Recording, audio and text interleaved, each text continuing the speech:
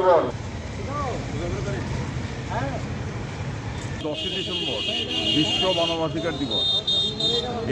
এই দিনটি সারা পৃথিবী জুড়ে মানবাধিকার দিবস হিসেবে উদযাপিত হয়।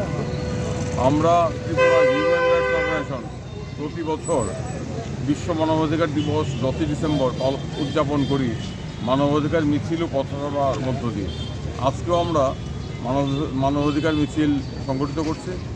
আমাদের আহ্বান এই বিশ্ব মানবাধিকার দিবসে সংবিধান, নাগরিক অধিকার, জীবন জীবিকার অধিকার, গণতন্ত্রের উপর যে ফেসিবাদী আক্রমণ, আমাদের দেশের সংবিধানের ধর্মনিরপেক্ষ সংবিধানের উপর যে আক্রমণ, তার বিরুদ্ধে সর্বত্র তীব্র নাগরিক প্রতিরোধ গড়ে তুলতে হবে। এই আহ্বান রেখেই আমরা মিছিল করছি।